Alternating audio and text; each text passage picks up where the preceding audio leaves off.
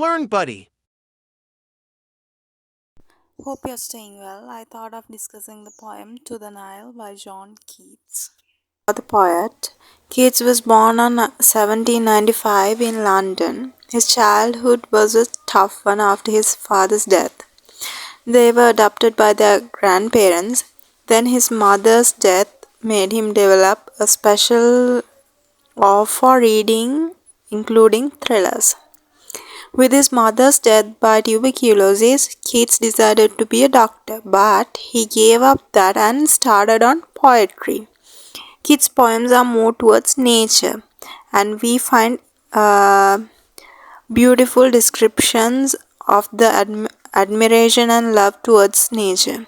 He did not live long, he died at 26. So guys, we'll move to the poem To the Nile by John Keats. At the beginning, poet addressed the river as the son of a legend. The legend here is the Old Moon Mountains, a mountain range in East Africa, at the source of River Nile.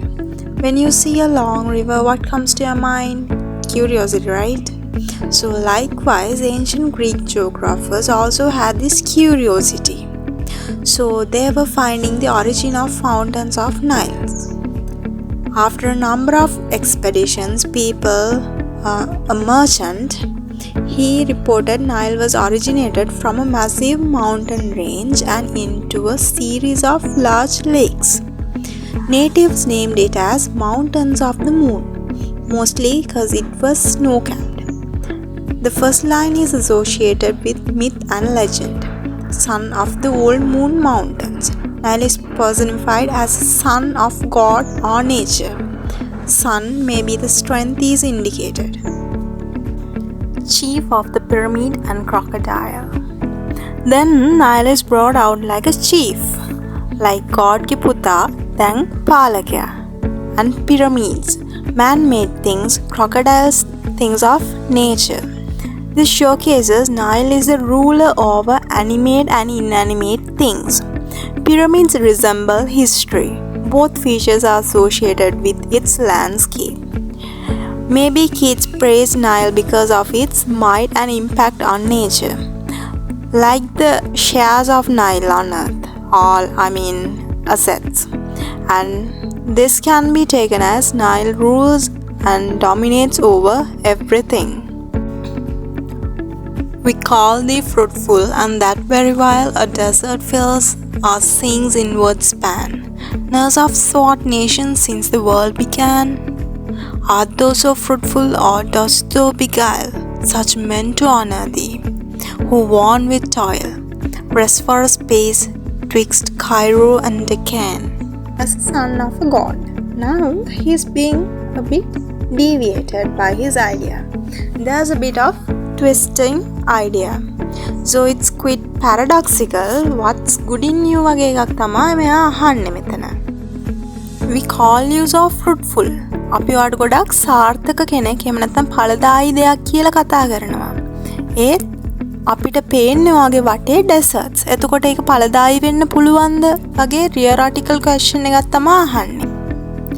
In the second part of the octave, the poet addresses the Nile, posing a rhetorical question in order to convince that the river has been a nurturer for the civilization of the ancient dark-skinned nations for a quite long time.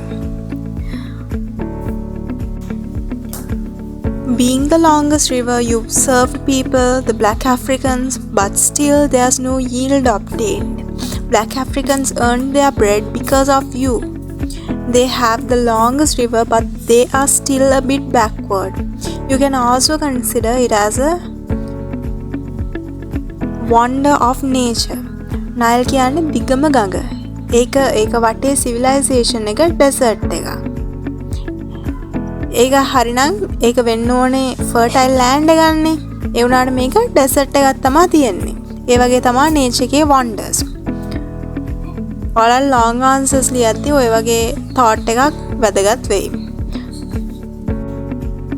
The poet also asked whether the Nile has been really so fruitful as it claims to be so or simply deceptive to enchant the ancient people to honor the river.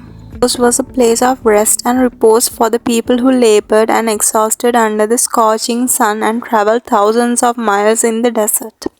When writing this sonnet at the sonnet contest, Keats may have even imagined the flow of river Nile relation to the dots on the contemporary maps, named as Cairo and Deccan. That's why it says twixt Cairo and Deccan.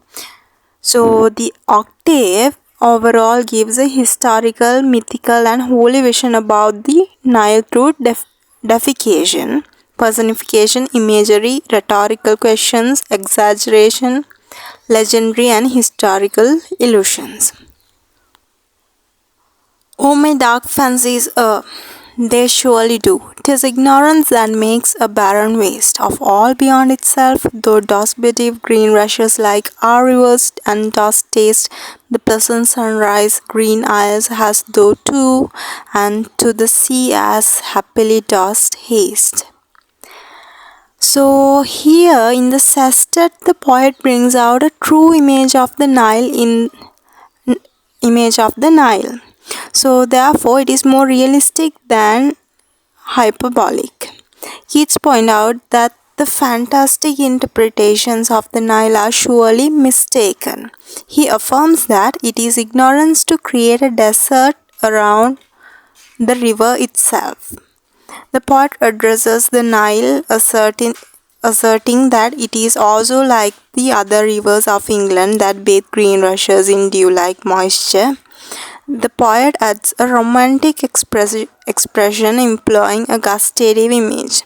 Dost taste the pleasant sunrise for the delightful morning sunshine reflected on the river surface. The Nile also has its own green and lush islands as any other river. The Nile finds its way to the sea happily and rapidly by converting the barren desert into a verdant land. Thus, the poet depicts the Nile as a part of nature and a beloved member of the nature family. It is not a god to be venerated, but to be utilized for practical purposes. So that's it for today's lesson. Thanks for watching. Bye bye.